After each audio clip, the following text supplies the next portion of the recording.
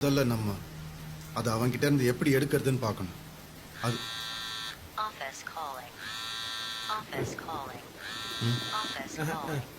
அதுக்கு அவன் எப்பெல்லாம் வீட்ல இருப்பான் எப்பப்பெல்லாம் வெளியில இருப்பான்றத நல்லா தெரிஞ்சுக்கணும். செம்ம ஐடியா மச்சான்.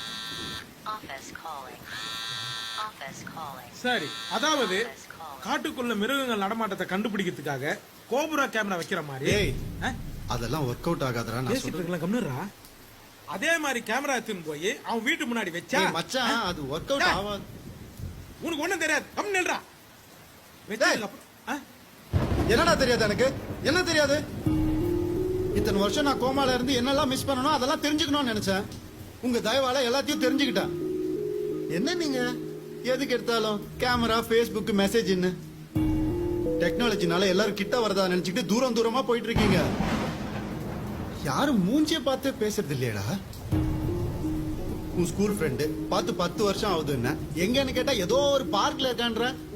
மச்சான், நம்ம எல்லாம் ஸ்கூல் படிக்கும் போது காலைல 7 மணிக்கு கிரிக்கெட்னா 7 மணிக்கு கிரவுண்ட்ல இருப்போம்ல. 6:30 மணிக்கு போய் பிச் ரெடி பண்ணுவோம். இப்போ ரீச்டா மச்சான், வேற யாரையும் மச்சான், கேன்சலா மச்சான், வாட்ஸ்அப்லயே பேசிட்டு இருந்தா கிரவுண்ட்ல யாரையுமே காணுமேடா. ஏன்பா ஹேக்கரு, உனக்கு ஃபேஸ்புக்ல எத்தனை ஃப்ரெண்ட்ஸ்? 4000. உதவின்னு கேட்டு பாரு, ஒருத்த வந்து நிக்க மாட்டான். ஃபேஸ்புக்லயே இல்லாத அம்மாவுக்கு ஹாப்பி பர்த்டே அம்மான்னு ஃபேஸ்புக்ல மெசேஜ் போடுவீங்க.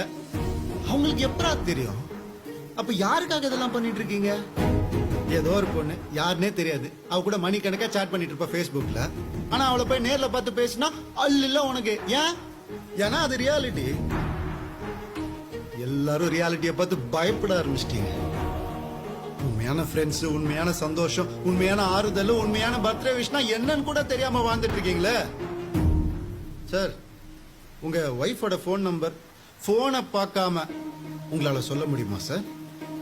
16 வருஷம் முன்னாடி அவளோட லேண்ட்லைன் நம்பர் எனக்கு ஞாபகம் இருக்கு. 22582999. ஏன்? ஏன்னா அது எனக்கு இங்க இருக்குது.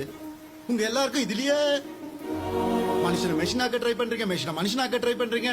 அதுதான் எனக்கு எதுக்குன்னே புரியல. மச்சான், உன் பையன் பேசல நீ எப்படி பேசுவான்? ஏன் பேசுவான்? அவன்கிட்ட பேசுறதுக்கு யாரும் இல்ல. நான் பேசினேன்.